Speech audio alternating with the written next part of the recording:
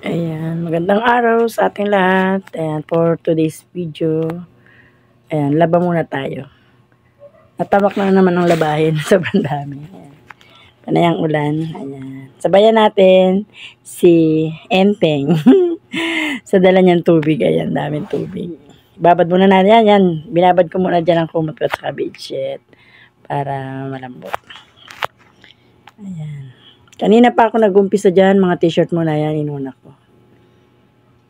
Siyempre, sarap maglaba ngayon, maulan eh, daming tubig. Sabayan natin ang pagbabalnaw, ang tulo ng tubig. Ayan.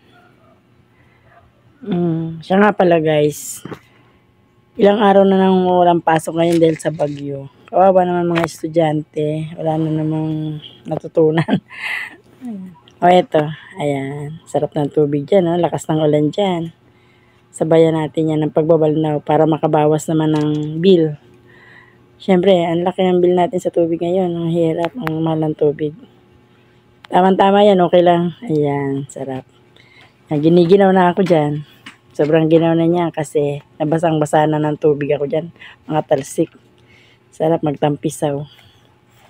Sa mga dekulor naman tayo. Yan. Sarap naman. Nagugutom na. Kakagutom na dyan. Ang problema, walang ulam kasi wala nagtinda ng ulam ngayon. Hindi naman nakakaalis. Puro ulan na naman. Maulan. Sobrang ulan. Ayan. Ang sarap.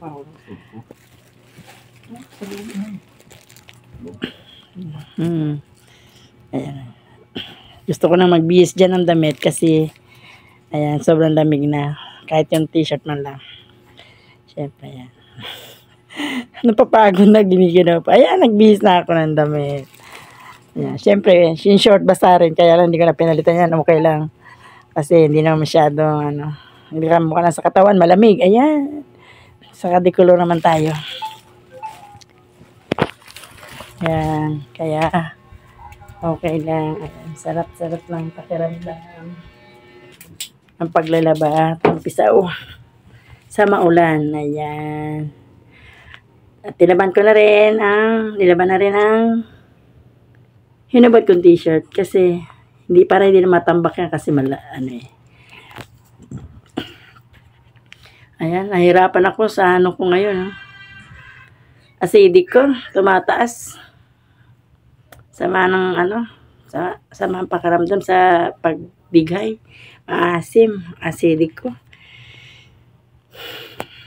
Ako po, ayan. Tuwalya naman, sa tuwalya tayo. Kaya ayan, natambak na naman ang labahin. Lagi pang hirap pag natatambak ang labahin. Mahirap pag natatambak ang labahin. Kaya mahirap talagang, ayan, sa araw-araw na paglalaba.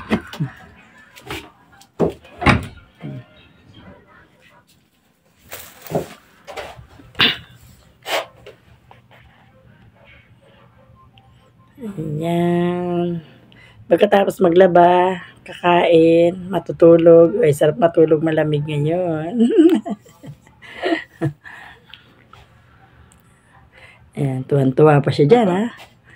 Tuwan-tuwa pa, oh. Parang sarap na sarap siya sa pagbabalnaw niya. Diba? Ayan. Ayan, tuwan-tuwa. Sarap kasi magbalnaw, eh. Mantusawa sa tubig. Ang problema niya, kulang na ang hanger ko. Kunti na lang, bibili na naman ng hanger. Para, makatuyo. At hindi rin naman makatuyo ng mga labahin ngayon. Pero tama-tama pag uminit, sampay na lang. Sira ang aking dryer kaya hindi makapag-dryer.